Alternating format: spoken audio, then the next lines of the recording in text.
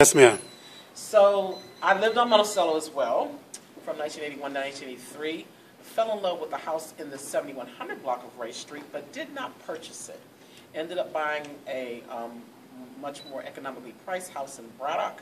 Moved to Braddock from 83 to 89. And in 1989, found this house at 7317 Ray Street and pursued it, purchased it, and moved in October of 1990.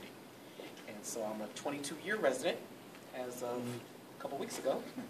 But I've been in love with Ray Street since 1981 and had every intention of living there. It reminds me a lot, I'm also not a native of Pittsburgh, I'm a native of Youngstown, Ohio, and Homewood reminds me a lot of parts of my neighborhood that I grew up on the east side of Youngstown.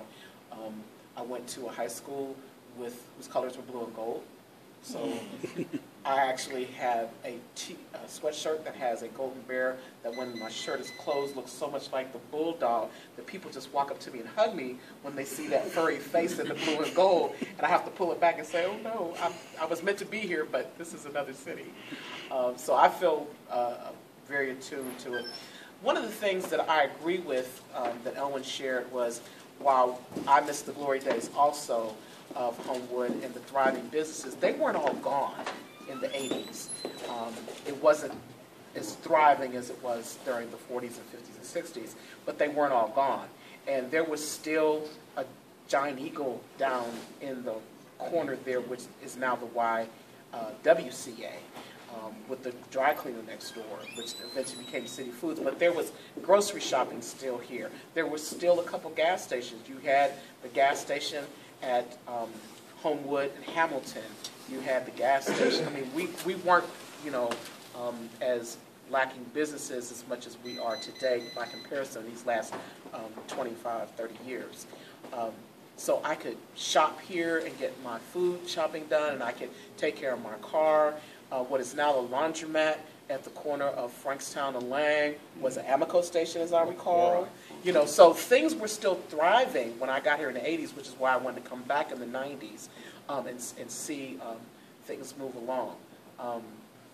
Pretty much half of what I needed to get done, I could still do at home without leaving the neighborhood. And so that was another reason why I want to be part of it in terms of active in the community. I was drawn to the committee like the others because of the violence, but I was really excited when I went to my first meeting to hear my neighbors talking about doing things. Had the pleasure of knowing a couple people that already lived on Ray Street before I moved here, but I'm glad to have gotten involved with you guys because it's nice to know I know somebody on every single block, end to end of Ray Street as a result of being active with the group. But I just think the history of this street and what we're doing now as a committee kind of speaks to part of the, hopefully, growth and revitalization of not only Ray Street in particular, but Homewood, Brushton in general. So glad to be a part of the history for the last 22 years at least, and a Ray Street resident until I can't live alone anymore.